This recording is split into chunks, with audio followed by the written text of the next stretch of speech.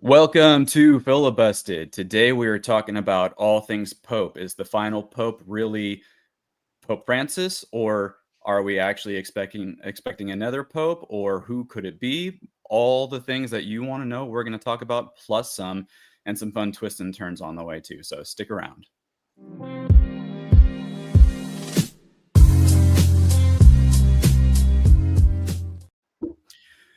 All right, so I don't know if you guys are ready for this conversation or not, but I'm not. No. We need to play the Doug's Conspiracy Corner jingle. We don't have a Doug's Conspiracy Corner jingle yet, but I'm sure we're going to get into some working on it actually today.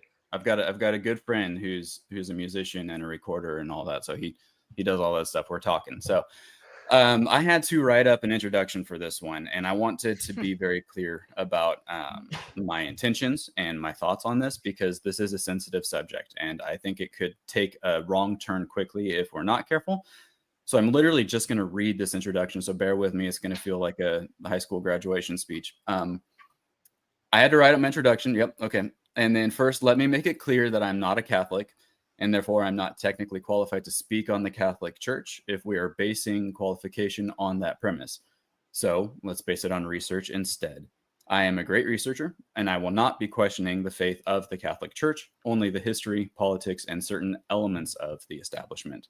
Also, I wanted to make it abundantly clear that my own historical stance on the Catholic Church was probably a little too aggressive in the past, and certainly ill-informed. Up until about a year ago, I was basing my judgments on the Catholic Church solely on Pope Francis and not on the Church itself, and that was unfair. The funny thing about this is my view of the Catholic Church has changed due to listening to a certain heavy metal band called Holy Name.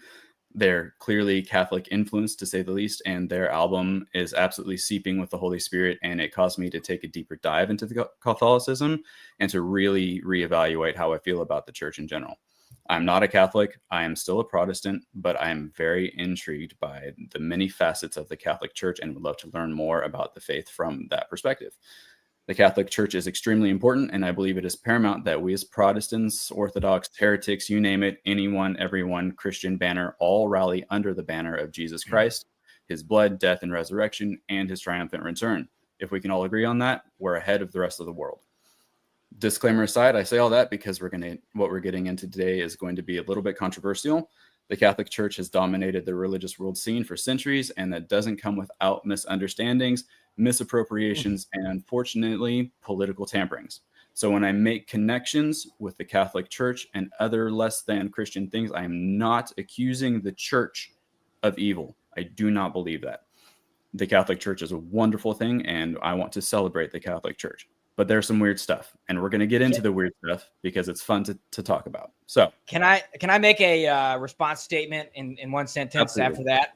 Yeah. I just want to say, if I was excited to hear what you were going to share before that statement, I'm 1,000 times more excited to hear what you're going to share after that statement. So let's go. I will also disclose I was raised Catholic for 20 years. I'm not currently practicing Catholic, but know a lot about the Catholic Church and what it's like, the culture and all that sort of thing. And so I grew up Catholic school, everything, whole thing. Gave my life to Jesus Christ at 20 years old and just started going to more non-denominational stuff over the following year. And so anyway, I'm excited to dive into this. Awesome. Me too. It's going to be fun. So we're going to start off with the very first thing. We're going to go ahead and kill the elephant in the room, which that elephant is the final Pope prophecy. I don't know if you guys are familiar with the final Pope prophecy. It's from Saint Malachi in the 12th century. And what everybody wants to know is, was Pope Francis the actual final Pope? The rumor and the speculation and the research really points to him being the final Pope. And yet here we are with a new conclave and choosing the next Pope. So let's dig into a little bit of like whether or not this prophecy was real, or if there's something misunderstood about it, or what. Do you guys have any thoughts on the prophecy before we get into it a little bit more? Well, before I answer that question, I'll say, as soon as you said, let's kill the elephant in the room, I noticed Ryan's feed disappeared. So that was perfect timing. So anyways. Yeah, I'm really interested in the prophecy. I kind of on the fence about, I looked at the prophecy barely. And my first thought was like, I like Christian tradition prophecies are really interesting, but also I'm like, I think we need to unpack is it real? Is it is it really predicting something? And I'm just curious. I'm curious about. So do we why have? people put so Can much I stock list a in it. couple of bullet points of this actual prophecy and see if it's correct, or do you have it quick? I think we want to be clear. I don't know if everybody's aware of the prophecy, but Well, I just Doug's about to get into it. okay, yeah. What the specifics of it? Okay, perfect. Yeah, I'll just say for myself, I'm just coming from a place of curiosity. That's it, because I don't even know what the prophecy says. So that'd be interesting, and especially if it's something that's historically been around in the Catholic Church for a long time, it's gonna be interesting to see why people think that he might have been the last pope. So just a quick statement for me. I think that the Bible, it's interesting. We see many times in the Bible, when we look at biblical prophecy, many people don't know over 30% of the Bible is prophecy. Like if you look at 33% is prophecy. And so many times it makes no sense when a prophecy was given, but then later after it's fulfilled and you look back, you have different eyes to see and things are completely different and it's interpreted differently because now you see, and that's the way God does things. And so many times people, and I'm not saying this prophecy is true or real. I'm just saying, hey, we could think something is not fulfilled, and then we find out 10 years later that it was fulfilled. Maybe there was a pope appointed, but actually something was changed behind the scenes, so it wasn't actually the pope. Or you just never know. So anyway, let's get back to it. Yeah, no, I agree. Prophecy is a very tricky thing, as we all are pretty familiar with here, or it can be tricky. So I don't want to get too bogged down in the details of it, because the reality is that there's a lot of information out there on this prophecy. It's very famous, but there's some mystery surrounding it. And there are a couple things that I think are really important to recognize when it comes to this prophecy. One of them is that there's a big debate on whether or not it's actually real or if it's a forgery. Typically, the angle on it is it has to be either one of the two, but I have a third option that we'll talk about in a second. But just basic facts. Prophecy, the prophecy of Malachi was reported to have been written in the 12th century, and then it was found later on in the 16th century, and it appears as though the attribution to Saint Malachi or Malachi, honestly, I'm not sure how to pronounce the name because I don't remember, but Malachy. But the attribution to him appears to be not entirely accurate, and people think that it was actually some historian who did it, and it's because of discrepancies between this particular historian and the prophecy itself. They appear to be consistent with this historian's other writings. So that's the speculation, but it's not necessarily proven. But I think from what I've gathered, most people actually believe that the prophecy is some type of forgery. But the issue with that, in my opinion, is that forgery or not, it's accurate. So on down the line, you have all these popes. It's basically just a prophecy that is all about the next pope's coming. And it's like this big list of 111, well, technically 111 popes. They'll have a little phrase attached to each name, and then the 112th is the final pope. And so all the popes after the prophecy was unveiled have been accurate to the descriptions of them up until Pope Francis, quite literally. What do you guys think of that? I'm a little skeptical of it because when I did some research, I looked at some of the descriptions of the popes. Like it's got the line like, here's the next 112 popes, and it says like, like it has like a weird name and it has like a weird description. When I looked at it, my thought was this seems very vague. Yeah. And so when it comes to like, trying to connect the dots to be like, oh, this pope meets this description, it's just sort of vague. And so it's not really compelling for me when I looked at it. Now I might need some more, like somebody to connect more dots to make me think that it could be more compelling. But initially I was just like, these seem kind of like vague statements. So it doesn't seem very compelling that this is like, really predicting all that much. Yeah, that's interesting. I had no idea that it listed off a bunch of popes. So there's no dates involved. It's just right. Like what information does it give? Just a description of who the next pope would be after that. I didn't put that in my notes. Let me pull it up real quick. But yeah, it's like they're quick little one-liners of the like general idea of the next pope coming in line, and it's mostly based off of their names, like what their names mean and what kind of pope they're going to be. Like they might have something to do with like where they're from, or what they've chosen for their name. I'm curious. So you said the original one was from maybe the 1200s, and then it was discovered in the 1600s. Is that what you said? Right. Yeah. 12th century and then 16th century. Oh, okay. 12th century, 16th century. I'm curious to see what the accuracy would be, even from the one that was discovered in the 16th century. Like, do we know for certain that this is from the 16th century? Like, that's one of the big questions. Is there's so much mystery shrouding this, and one of the biggest things that people have said about this that has kind of like lent some credit to the idea that it's a forgery is that why would the Catholic Church, like the Catholic Church is good at hiding stuff, so why now all of a sudden like they just produce this, and they have not come out and said anything about it either. They don't have an official stance on it, which normally if something comes out and it's kind of weird about the church and they don't approve of it, they're going to come right out and be like, nope, that's not us. But they haven't said anything on it. They've not given an official stance. Doug, do you they don't have a stance? Interesting. Doug, do you have the word Freemason included in any of the next things that you're going to talk about here? Close. Very close. Okay. I don't know if that's appropriate or not, given your disclaimer, but I think it's appropriate. I don't have a hard view on it. I just was doing some research, and it's got some interesting evidence in there, but that could explain some pivots like we're talking about here and that sort of thing. Anyway. Yeah.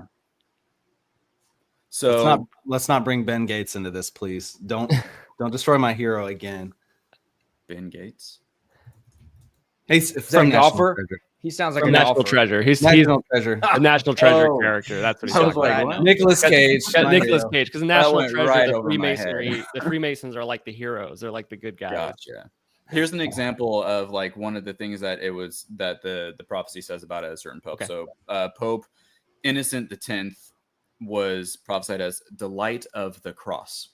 So it's like, yeah, that's a little vague, but there are many historians and researchers who have dug into this and really figured out, oh, this does really actually make sense if you put it all together. And when you put the entire prophecy all together, it's a little bit too coincidental to be like, it's just not working, like here's that Star of the Swans was Clement the Ninth. From a Great River was Clement the 10th. So that's a little bit more specific. Insatiable Beast was an Innocent 11. Dang. What wasn't wow. Wasn't the 112th was supposed to be like during the destruction of Rome or something? Yes. So the 112th is, we'll just go ahead and read it. And Peter the judgment of the church. Yeah. It's the biggest. Those are kind of big things, Oh man. It's serious stuff. This is real. We're not joking. But I thought is it the Pope that just passed away, or is it the next Pope that's going to be the last one? That's the question on the table right now. So here's my view. Now, welcome to the live stream, Ryan. Okay, thank you. Yeah. Welcome. So my view is that like, because it isn't necessarily dated and it's not saying exactly what Pope it is next, it's just 112 prophecies. It is entirely possible that between the 111th prophecy and the 112th, there's a gap. That might be the reason why we're still having a conclave and we're still having more popes. And maybe that we're going to get into a little bit more of that too. So can you read the last Pope, like what's supposed to be the last Pope and what's supposed to happen, Doug? Yeah. This is the 112th one. This is the one that people are like, if you count the numbers from when the prophecy was given, the 112th Pope was supposed to have been Pope Francis, unless, like you just said, unless it's a gap, unless it's just, it predicts the 111th popes, and then it's like, okay, that was 111 popes, and then the last pope, whoever that's going to be, this is what's going to happen with the last pope, or this is who the last pope is. So I could see it either way. That's interesting. Yeah. So I think can I say one quick thing about prophecy again? So Reese, you mentioned how it's like vague and these kinds of things, and like we see a lot from like if people want to go to a medium, which the Bible forbids, or if they want to go to like a soothsayer or fortune teller, all that kind of stuff, those are actually very like it's very suggestive, and like if people would trust in something, and they're not really saying anything, and so that is definitely the case. But when it comes to biblical prophecy, like actual prophecy, even if it's a vague thing or kind of veiled or doesn't really make any sense, like a lot of times that's the point. It's Right. a prophecy, so you can't have done it until it actually is fulfilled. Then you look back and you look through a new lens, and it was like the only way this could have been fulfilled. Like, and that's how you have like technology and those kinds of things that can come up in prophecy, where the Bible's not talking about the specific technology, but it's talking about something that it does or will do or will give access to or whatever. And so that's kind of how it happens. And then when you look backwards, there's only one way to interpret it, and that's a big part of what I call supernatural validation and verification of the Bible, where you can actually mathematically prove that it's from outside our it's from a supernatural mind. It's from outside our time-space dimension. Like, but mathematically, you can prove it based on prophecy. Okay, I think that's a really good point. I just wanted, the reason I brought in this comment from Roy Patterson here was just because what you're talking about. Yes, this is correct. I 100%. Bible church prophecy, people prophecy today is not the same as Bible. Yeah, so we're prophecy. talking about church prophecy here, and I gave it might not necessarily be as infallible or as predictive as right. But I want to say the only reason but I like how you describe Bible prophecy, because I think but I did the comparison. Well. Yeah, I did the comparison to show the pattern, so that we can't automatically throw out just because it's general. Now, I'm not saying again, not at all the same prophecy today and Bible, but anyway, just the pattern of how things are. Yeah, can I throw an interesting perspective in here that from the perspective of it potentially being a forgery? I just found that USA Today released an article about it, since it's become big enough after the death of Pope Francis, just online, where they interviewed. Let me see if I can find it. But a historian and a priest, I believe. Not a Catholic priest, but an Episcopal priest. Sounds like you're going to tell a joke here. No. Yeah, professor of church history at Boston College, and this is his perspective. He said, after studying it as a historian, after studying it and studying the popes that came before the 1580s and 1590s, which was the 16th century when this was discovered, essentially. After he studied the popes that came before that and the popes that came after, his view on it is that the popes that came before were way more accurately described between the 12th century and the 16th century than the ones that came afterwards. The ones that came afterwards were more vague in general. And so his take on it is that whoever wrote it, he believes, had already had historical knowledge of all the popes that came before, and that's why they were more accurately described. And he believes it was written in the 16th century, and the reason it was written, he believes, it says his name is Wise, I guess. I don't know how to say that. I hate that name. I can never say it right. It says, he said, some scholars believe the prophecy was written in support of a cardinal who was campaigning to be the next pope. So essentially it was whoever wrote it, he's saying they described the next pope in that prophecy. And they got very specific about a cardinal who was alive right then to try to point everybody to voting for that person. So if that is true, that is a genius campaign. Very immoral, very terrible, and lying and using. But as far as a campaign to get somebody elected as pope, mind-blowingly genius. Like, hey, this prophecy from 400 years ago actually talks about me becoming pope. So y'all got to vote for me, Anyway, I thought that's interesting. Interesting perspective there. Doug, could you read the final prophecy like you're going to earlier for the sake of the audience? I want it so we know what it says about the last pope, whether it's accurate or not. It's just interesting to know what it says. Yeah. Okay. So it's in English. Peter the Roman, because I cannot speak Latin. Peter the Roman, who will pasture his sheep in many tribulations, and when these things are finished, the city of 7 hills, Rome, will be destroyed, and the dreadful judge will judge his people. The end. So it's talking about Trump. No, I'm just kidding. I'm kidding. That's a joke. So the reason why people think that it's Francis is because he chose the name, what was it, Pietro? Every pope chooses their name. That's part of the issue. Because it said from Jesus to Peter, or Peter to whatever it was. Interesting. Yeah. So I would like to get someone who's an expert on the Catholic Church and the Pope to compare that description to Pope Francis and see if it even makes sense, because it doesn't sound like it makes a lot of sense to me when I think about what I know about Pope Francis. And was this? I mean, is this? And the other thing is Pope Francis has now passed away, and Right. Rome has not been destroyed, and also like we're not seeing Right. end times prophecy Well, at our yeah. door. well, and there- this Go is ahead, what Ryan. I'm trying to say. This is what I'm trying to say is that again, I'm not arguing. I don't know that this was fulfilled. I don't think it was with his passing away. But this is the kind of thing that okay, we think we understand what it means to be destroyed, like fire and burning and all this kind of stuff.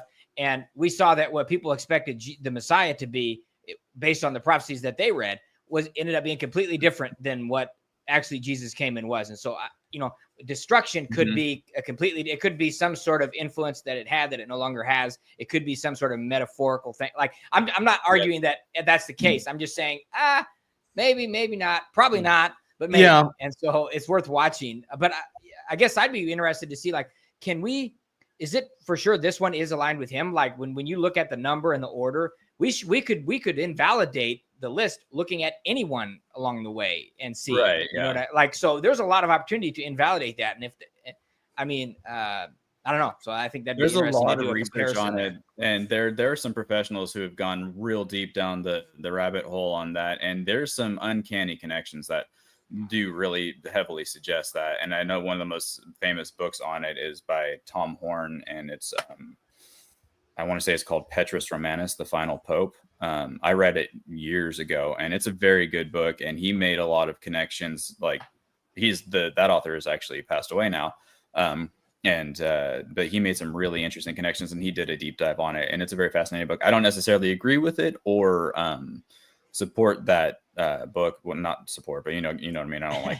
But No, your really, affiliation all link agree is on below. All of it's what it's. But your affiliate link is below. So yeah. Right. Yeah.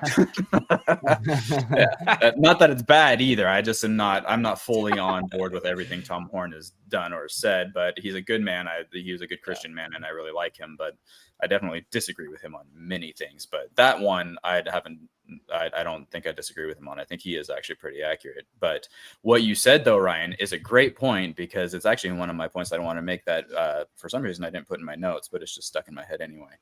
The idea that a destruction can be more like conceptual or bigger than that. I thought it was really interesting that you guys remember the whole Mayan calendar prophecy thing that happened. Well, 2012, the Mayan calendar ran out in 2012, so people were thinking, well, the 2012 must be the end of the world, because it's really old. Was it like 1,000-year calendar or 2,000 years calendar? It was like, I think it's like it's a 5. It's like it's really old. 5,000 years, 550, or I don't know. It's a bunch of 5s in there. I can't remember exactly.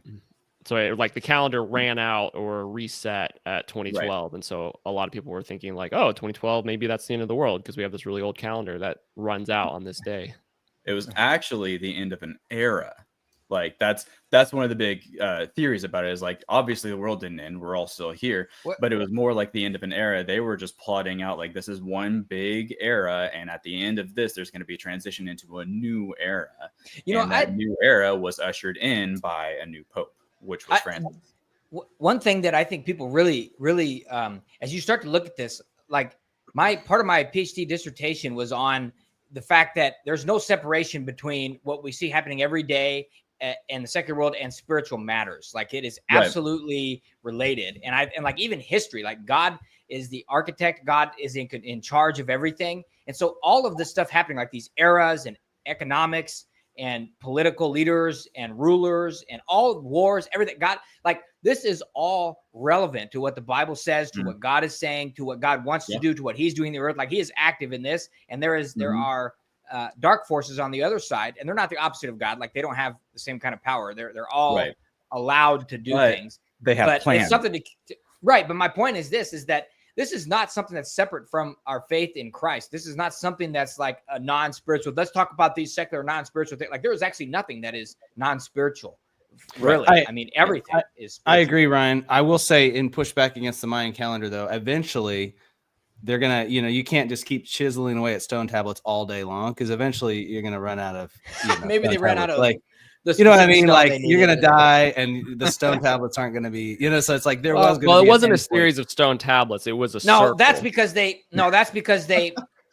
That's because they actually ran out of the thing they used to sharpen the tool. So it's kind of like, well, I guess we're just done making the stone. mean, I'm what just else saying. do you do? That was a joke, but no, Doug. Let's jump to your next point so we keep this moving because Very practical. I really want to get to. I don't want to lose out on all the time to be able to discuss like some potential candidates for the next pope and stuff because I feel like that's going to be important. But I'm not trying to rush you. Just saying, let's move on to. Problem. I'm going to make a few final points. This comment right here, it's called the Golden Age. I don't know if the stock market's going to boom or not. I do personally believe that something crazy like that is going to happen. But we are moving from one age to another. The Golden Age is starting, and so the idea that putting it all together, just to like make a nice little concise picture here. Mayan calendar prophecy ends 2012, and the Pope suddenly steps down and retires out of nowhere and gives a whatever excuse, and then we have a new Pope to usher in this next age, and starting in 2013. And then we are moving into this golden age that now Trump, the apparent other Pope, is talking about all the time. Just fascinating connections. I'm not trying to make any sort of statement there. It's just odd. And I personally don't believe in coincidence, but I also don't know exactly what's going on. I love how you make a statement, Doug. I love how you make a statement and you say, I'm not trying to make a statement. No, that is interesting though, because that's like Trump's like tagline, is like the golden age, but also like, let's get the dollar back to the gold standard, all these different things having to do with pictures of himself as a gold statue or whatever. It's like all these different things. It is interesting to think about. So, And Doug, of course, was referencing the picture of Trump as the Pope that he put out recently, which is, he put out as a joke, but it's interesting with the connections like you just made there, Doug. So I think that's kind of interesting. So one other thing I want to say that, and I'm not necessarily, all of these comments I'm making about biblical prophecy and all this kind of stuff in prophecy today is not really necessarily just related to the Pope thing. Like I'm really trying to just make this for people to think and see things a little differently altogether, because think about the city of Goshen, all right, in Egypt. Okay. So you can have destruction on one hand, and then you can have peace and serenity on the other hand, and joy and all this. And that's what we're called to do as the church. So Goshen was in Egypt, and you had all these horrible things happening in Egypt, but then the Israelites were in Goshen and they were doing well. And so it's kind of like making our own so just something to think about. It doesn't invalidate something just because you see one or the other. You can have both and. I think that's a good point. That's a good point, Ryan. And if you look back at the historical early church writings from the 1st century AD, you actually see, I think around 70 AD, a few years before that, you see a bunch of prophetic writings come out in the church warning believers in Jerusalem that they needed to leave. So the destruction of the temple and destruction of Jerusalem happened in 70 AD. And you actually historically see church leaders writing to the Christians in Jerusalem saying, y'all need to get out of there. So there's this idea of, a what's happening in the physical, but also like the supernatural and the hand of God working at the same time. So there was, two different realities happening. I'm glad you brought that up, because if we get into any more prophecy stuff, I love the connection in the book of Revelation. Oftentimes Christians nowadays, they think that the entire book of Revelation is some completely mysterious thing that must just be talking about the future. And I'm not saying that it's not talking about the future, but if you get into the historical, the book of Revelation actually predicts all the things that happened in 70 AD when Jerusalem was destroyed, which was a massive deal for the church, a massive deal for the Jews, and also for the Jewish Christians, the Christian Jews, and all that kind of stuff. And so it's just kind of interesting to be like, oh, this book in the Bible, some of the prophecies actually are already fulfilled. And sometimes I think Christians today think like everything in the book of Revelation is just talking about the future, which I'm not saying it's not, but there are things that you can line out and be like, oh, this happened. Actually, a lot of it was already fulfilled.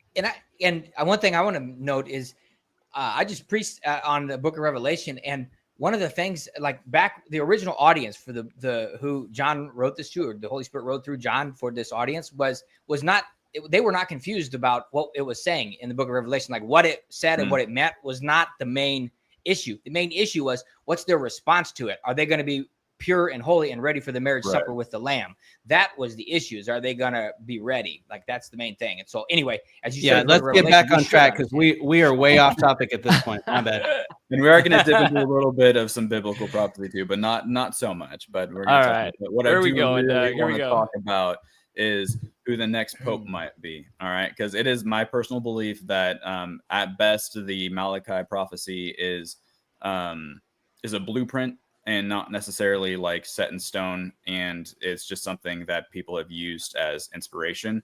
I'm not certain that it was real prophecy, so I think that we can kind of go with the idea that maybe there just is a gap between the last popes, and I don't really necessarily think that Pope Francis was the final pope, but I'm not sure. We'll wait and see. Whoever the next pope is, I think is going to reveal a lot about the prophecy, actually, because I mean, we don't really have a choice about that. Once we get this next pope, we're going to start figuring out all kinds of stuff. So I'm looking forward to this a lot, actually. I'm very curious. But I have a little list of top runners that I wanted to share with you guys. And I got their pictures up too, just for the sake of, being able to see the face that we're talking about. But before I pull that up, go for it. While Doug's talking, y'all write down notes and make sure you have an answer at the end, because we all need to give our pick at the end of this talk. So go ahead, Doug. Yeah. Oh, we get to vote? I get to vote in this conclave? I didn't know they opened it up. Well, we're going to say who you think is going to be the next pope. Yeah, and you can add your own too if you really have a different So lean. wait, are JD Vance and Trump in the running or no? I just want to be clear. I don't want to waste my vote if they're not. Mel Gibson. I was going to vote for Mel Gibson, but I got so deep in the weeds on this subject this week that I came up with no good jokes. So I'm just gonna spoiler alert. I have no good jokes for this show. This is all just serious research. Okay, we're throwing the jokes in for you, Doug. Yeah, good. we got you That covered. works. But that would have been great if I would have thrown that in at the end. But oh well, sad. Spoiler alert. Spoiler alert. So the thing is, from what I understand with the conclave and how they vote, oftentimes, not all the time, but oftentimes the person who is chosen to be pope isn't necessarily who you would expect. So all of these predictions that you're seeing in the news, like, it's not necessarily going to be them. Like, there's a few top runners that everybody's talking about that's all plastered all over the place. I didn't actually even consider them. I did a rigorous back study on each one of these popes to see which ones I think could be the next pope based off of a little bit more of an esoteric approach. Okay, so I literally went through and I looked at their birthdays to see if any of them were born on a very particular astronomical event, right? Because that's, I think, important. And we're told to, look at the stars for signs, and sometimes they do give us signs. And then I also looked at the meaning of their names, and I came up with my top list based off of that alone, not because I know anything about these popes. Would anybody else like a definition of esoteric? We're going full into Doug's conspiracy corner today. Oh yeah, for sure. We can help it. But all I mean, right. it's like esoteric, if I'm not wrong, means like kind of a small group of people know the information, right? Kind of a large idea floating out there instead of something specific and certain, right? You could say that, yeah, like SO being like outside, and like the thinking that is kind of like really outside the box but dips into a little bit of spiritual realm isn't necessarily provable, things like that. Like, it's not scientific for sure. It can be, right, but most of the time it's really not. It's a lot of speculation, and it has a tendency to dip into the realm of spiritual stuff. So, and that's right, I just back on track here numerically. Yeah. So let's pull up here. I don't do this very often. We're gonna pull up our first option here. Okay. I don't know how we pop it over to the side. I guess it works. Okay, so this is my first thought. This guy is Socrates. I'm going to probably botch all these names too, so I apologize in advance. This is Socrates Villegas. I don't know. The reason I chose him as one of my runner-ups was because of his name, me being Socrates. It means whole power, and Socrates is just a really powerful name. And when I saw the definition of whole power, I was thinking, like one world kind of control concept. And so I was like, okay, that stands out a little bit. That's a pretty good candidate for this one. But there wasn't really much else. Like, he wasn't born on any particular day that was special. That was really it, just the Socrates. And then the next one in line is James Harvey. I chose him because I think it could be entirely possible with this whole and this is not like based in church logic at all. This is like American logic. Okay, I'm an American. I have a tendency to think like this. This is an American bishop, and his name is James, which is Jacob, which is supplanter. So he might be kind of like a placeholder type of pope for the next pope. Who knows? So not a very strong one on that, but I thought it was worth mentioning. These last two, I've only got a top 4 for you, are the ones that I really am like excited to see if either of these guys come up. So which one did I want to do next? I want to make sure I get this set up right. I'm going to show you guys Romero or Cristobal first. Okay. So yeah. What? The last guy you said was the one you just said was from America. This guy. Yeah, that would be James Harvey. Yeah. This guy's from America. And so now we're going to talk about Cristobal Lopez Romero. And this guy was fascinating just from his name alone. Okay. So we're going to break down his name meaning. I love this kind of stuff. I geek out on it. I hope you guys like it too. Okay. So Christopher is from the Greek Christophoros, meaning Christ bearer. Lopez is Spanish, meaning son of Lope, or lupus, meaning wolf. And then Romero is the Spanish, meaning pilgrim or rosemary, or from Romero, or traveler to Rome. And when I put all three of those together, the line that I came up with was wolf in sheep's clothing on his way to Rome. It is possible to translate his name that way. And I was like, what? That's crazy. But it'd be shepherd's clothing, wouldn't it? Yeah, I mean, shepherd's clothing. Yeah.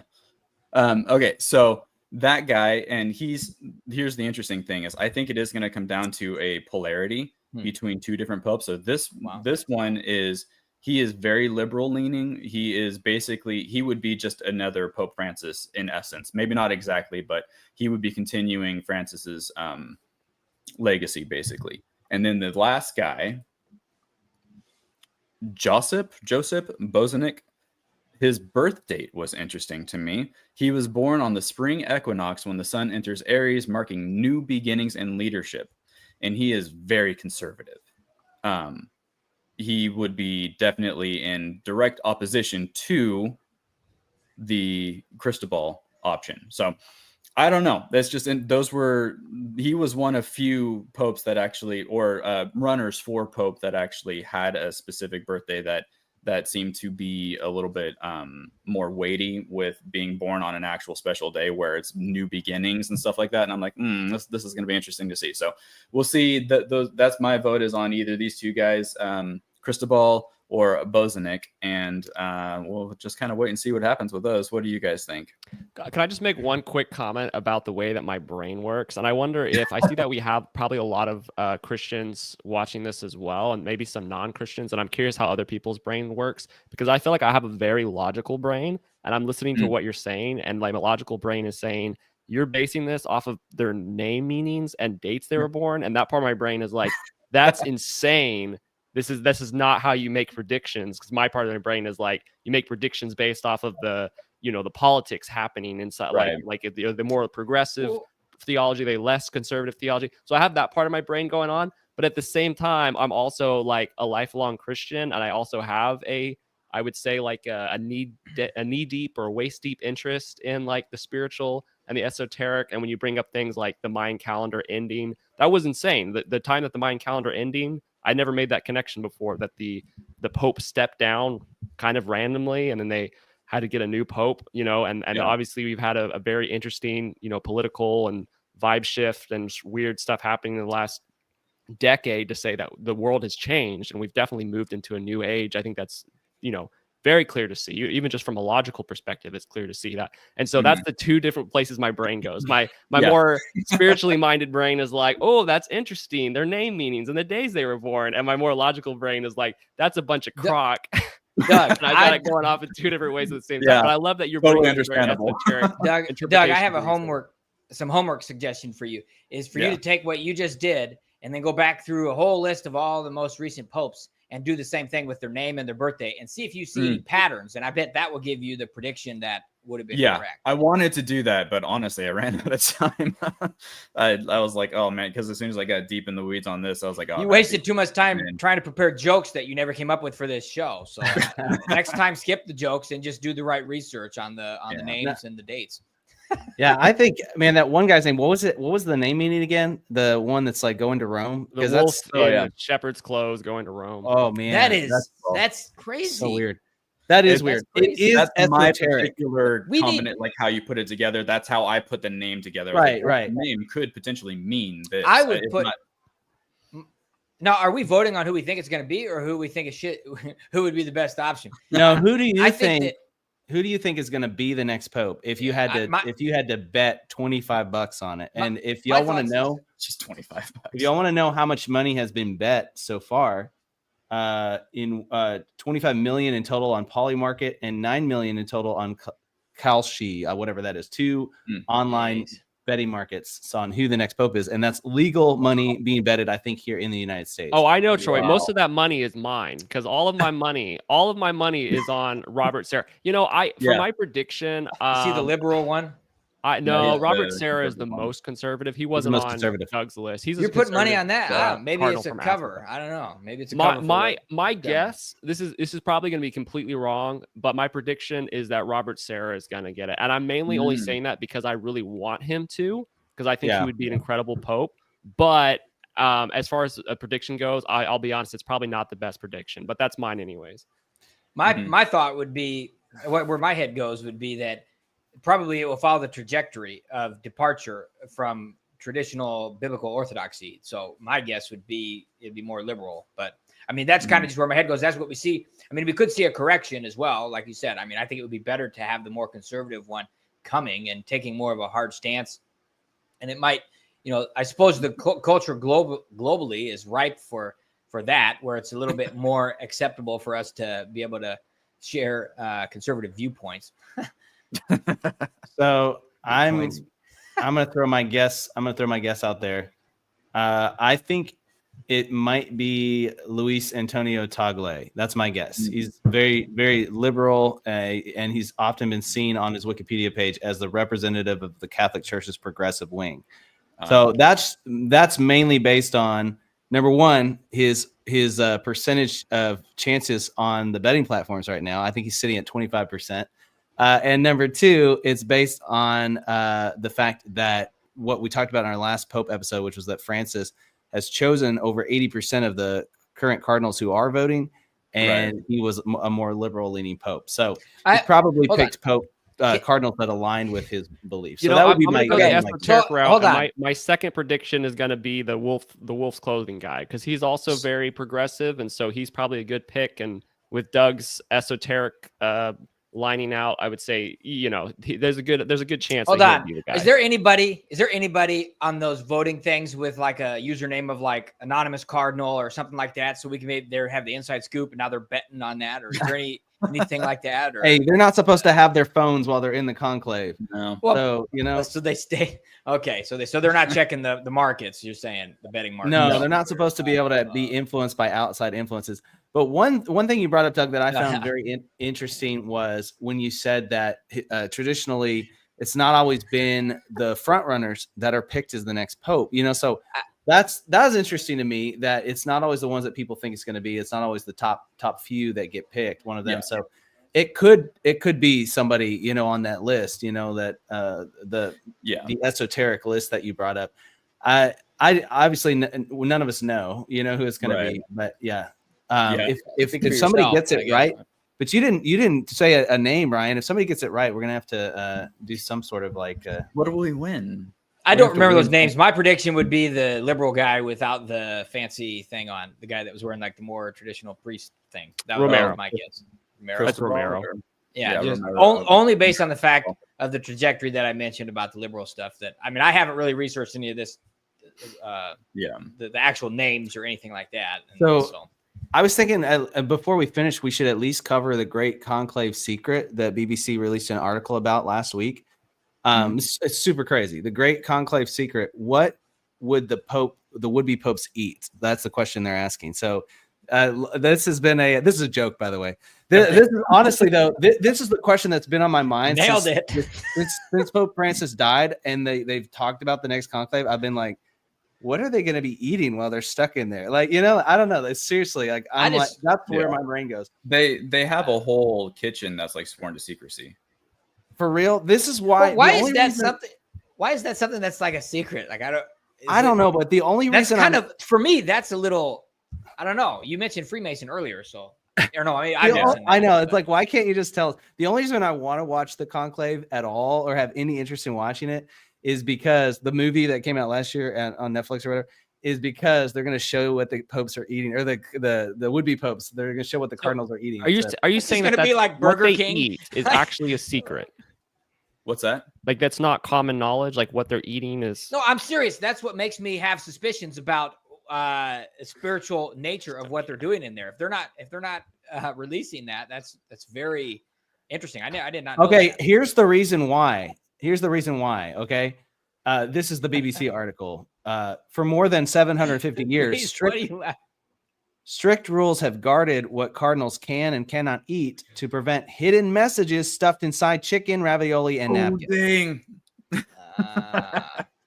Yeah, so that messages can't be transferred. Burger King would work from the outside, but also probably from other cardinals to each other and stuff. Yeah. So can they have Spazzolis or what? I don't know if that's legit or not. I said Burger King. Rice. I don't know. It probably ends in an I, whatever it is. It's over there in Italy. It probably does. Yeah. So my thought is that it actually, I really lean towards a conservative pope coming in, and not necessarily just because of hope, but because I think that we're seeing a very large conservative pivot in the world in general right now. Yeah. And I do think that we are going to have a moment of kind of social clarity and restitution worldwide for a little while before things start getting really crazy. And I do think that we are witnessing some very major end times things, but I think it's going to get really, really good before it gets really, really bad. And I would imagine that would line up with, like, if you look at the way that politics are going here in America, we pivoted over to conservative. It's starting, like, things are just kind of like pointing that way a little bit. And so I think it could very well be a conservative pope, which out of my list would be Bozanic. But is that the U.S. guy? Was that the U.S. No, guy? he's a little bit conservative too, but my weight is a little, I don't have as much weight on him just because the only thing I really got on him is that he's American and that his name is James, which is a biblical name. But that's it. You're kind of starting to maybe make me rethink my vote. Did we already cast our final votes yet? I think that okay, so I still got time. Let's think through this. So if they're really going to go a little to the left behind the scenes, it might be a good chance to get some of the weight off their back to have a more conservative pope. And so if the group that all of these cardinals and everybody that we talked about on other episodes, I don't know if it's exclusive or not, but that was like 70% or whatever that was appointed by Francis. Okay, so then if they want to still move the ball the direction that he's been moving it, but then provide some cover, that might be a good option. That's something to think about. Yeah. So you're coming from the political angle. Yeah, exactly. I mean, politics are going to be involved one way or the other. I'll go through this stuff really quick because I think that it's important to recognize maybe what could potentially happen in the future with especially the final pope thing. So we'll put a nail in that coffin real quick. So there's this idea hold on. Why is nobody weighing in the comments? What do you guys think? You need to tell us what you think is going on here, and what do you think about this naming convention? Like, let's get some input going here. Oh, maybe I need to read the predictions in the comments. Okay, I need to read the comments then, so that's on me. Yeah. There's some good opinions going on here. I like it. All right, back to you. Somebody actually brought. I've lost the comment because it was a while ago, but somebody brought up the fact that there's a guy whose name is like close to Peter, who's actually in Rome, and so that was interesting because I don't think he's a front runner, but if there was some chance that he became pope, that would be very interesting because it'd be like, oh, he's actually from Rome and his name's Peter. If that lines up with that, instead of choosing that we mentioned, name, it actually earlier, is his name. Yeah. That would be good. So there's a reason why Francis might be, there are very, very loose, disconnected reasons, but there's a whole movement called sedevacantism. I believe I'm saying that right. And it's basically people who the main movement is that the idea that there hasn't been a legitimate pope since 1958, but then there's a smaller movement that thinks that actually only Francis was the illegitimate pope, and there are some different ideas as to why that could be the case. Can you unpack that a little, or is that just the so summary? some of the That reasons sounds why interesting. Yeah. I didn't get too much into like the whole history of why maybe since 1958. I just kind of focused on Pope Francis because his is the big question of whether or not he really is the final pope or if that was a misnomer of some sort. So some have argued that Francis's teachings have constituted heresy, therefore he should have been excommunicated. So that's kind of something that would rely on the next pope. If the next pope comes in and says, actually, you know what, all of this is bunk and we're just erasing it and we're, posthumously excommunicating him because of it. So that would be crazy. But it would be crazy. So, and then the next one is that Francis was a Jesuit. He was the only Jesuit pope. And the interesting thing there is that the Jesuit society is a bit of a secret society, and the Catholic Church has made their stance on that type of thing very clear, mostly using Freemasonry as an example. They are adamant about you cannot be a Freemason and a Catholic. It is like banned. It's not allowed at all. But didn't they change being explicit on that? Isn't that last the time I looked, that was still the same, and that was like yesterday. So I don't know. Maybe maybe it changed, and I just didn't get the updated information. And I'm going to go through my notes here. There was something that happened where they say, "Oh, look, it was actually infiltrated," and then they still keep the. I'll go back through it and see if I find something here. Yeah, I would be very curious to see that. So Francis being a Jesuit is interesting. There was one particular translation of Nostradamus that predicted something to this effect. And the translation says, under the feigned disguise of Quirinal, the red ones will fight the black ones. When the Roman pastor will chew the cud, then the great city will soon be destroyed. It's just really fun thought. But so red is the color of the Cardinals, right? Black is the color of the Jesuits. Pope Francis is famous for wearing his black shoes when every other pope before him wore red shoes. Weird stuff, just like all these little tiny things. I was just like fascinated by these details. But what was the end of that prediction? Was that after the red and the black fight, what was going to happen? Then the great city will soon be destroyed, referencing. So Rome. Again, a prophecy about Rome being destroyed. Yeah. So and that's just one particular translation of that quatrain. There are different translations of it that say something a little bit different, but it's interesting to see the comparisons. And I thought that one was fun. So those are the main reasons. I'm trying to go through it quickly because we're already we're pushing up to an hour, and I've got one more big concept to talk about. I think that what you were getting at earlier too with the Freemasons, Ryan, is that there's a Rosicrucian influence is kind of a thought that's been rolling around in the back of my mind, but it's only an influence, and the Catholic Church has been very clear about their, like I said, stance against any secret societies. So it would be a weird influence, and it's a big theory that I think Francis Bacon might have even had something to do with the prophecies of the final pope. But that's going to have to be a whole different episode, I think, because it's just too much. But just going to drop that little hook in there real quick. So there's one more thing. Do you guys have any thoughts on all that? And then I'm going to switch to this last concept that has something to do with biblical prophecy, and then I think we'll wrap it. I found some notes here, but I think we're gonna have to go to you. We're gonna have to fast forward to what you got to share. So maybe another episode on the infiltration there. Yeah, could do a secret society live stream. Maybe we can connect some of these things together. But oh man, yeah, it would be really fun actually to do a live time research on that, because it's really exciting when you find those moments where you put something together where you're like, oh my gosh, I didn't know that. Anyway, I digress. Yep. Okay, so we've got just one more interesting tidbit, and this isn't a big expose or anything, but it's just a fascinating concept. We have the 3 world powers that are happening right now, and this ties into the book of Daniel prophecies with the beast with the horns. We had the horns that went from 10 horns down to 3 down to 1, right? So basically the oversimplified general idea is that we have all these world powers who are eventually going to move into one world power, right? And I'm not sure exactly how that's going to look, but I personally believe that we are in the 3 world power system right now, and that we're developing it, I should say, because these things take a long time. It's not like it just happens overnight. Those top world powers are, I think actually, Reese, you mentioned this the other day. The military. I just want to be clear. I wasn't saying that this is what I think it was. I was trying to figure out what you were talking about. So don't Yeah. put words in my mouth. Oh, okay? look at this I'm not making any- backpedaling. Troy, I'm look not- at this no, no, no, no, no. backpedaling. Look at this. I'm not making any predictions. I was like, you said 3 world powers, and I was like, are you talking about these 3 things? I was just guessing what you were talking about. So this is you. This is all you. This is That's not funny. me.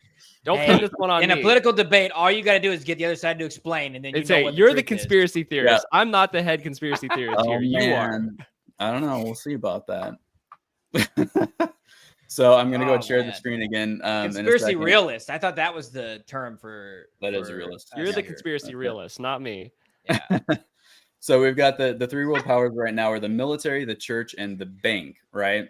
Which is the United States, and then the church would be the biggest church. Really, is the Catholic Church, which is the world religion, or could be the world religion, and then the Bank of England. And I just want to point out these really interesting coincidences that we have these birthplaces. This is a dome, and then this is an obelisk. This is the Jefferson Monument. This is the Washington Monument. And this represents the U.S. That's the military US. power. Yep, this is Washington, D.C., U.S. military power. And then we've got the bank, which this is in England. This is not a bank, I'll be clear. This is in England or in London, I should say. And this is the St. Paul or Peter. I'm getting it mixed up. I think it's Paul because the next one. Yeah, this is St. Paul's Cathedral in London. And so we've got another dome and obelisk. And then lastly, of course, we have the St. Peter Basilica, which is in the Vatican, another dome and obelisk. In esoteric views, these are symbols of birth, and whatever happens in these buildings births something that is a major world influence. And that's just to put it like simply. And I think it's absolutely fascinating that obviously there are more than just these, but these are the main ones, and they happen to be in really, really main powers of or main institutions that have a lot of power over the world and how this world is going right now. And so I also can't help but notice how much change we've had recently in each one of these areas with the leadership that we have in the States, the leadership that is happening in England, and the leadership that is happening in the church right now. So I just wanted to throw that one out there as a fun little bonus, and I think we can have our final thoughts at that point. Well, we have had a lot of change in all 3. I mean, like the change in the United States is like with Trump coming in as the president is pretty unprecedented, and it's also kind of mixed up like the United States military presence, because Trump has been a little like he just kind of mixes everything up, and he's kind of pushed back against some of the war hawkishness, but it's not like he's completely an isolationist either.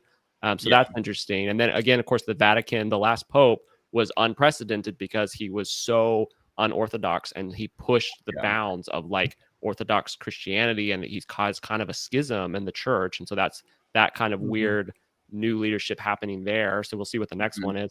And then as far as London goes, England is like in the throes of possibly I don't know if it's going to be a full-blown civil war, but their leadership for decades now has been running their country into the ground, and their population is at the point of almost like, we can't take this anymore.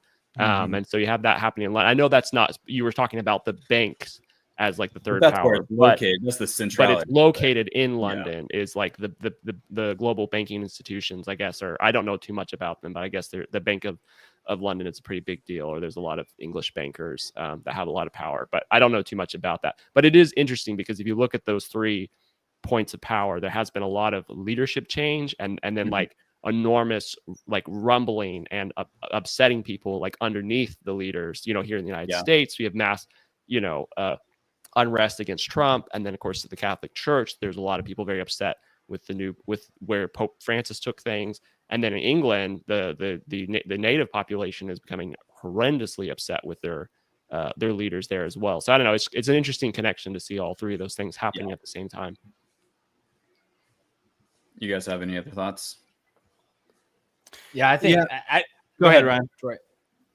I think my main thought is this was an interesting wild ride, because I think I probably would side with Reese on, typically when it comes to predicting future events like this and stuff, I would look at it from the logical perspective.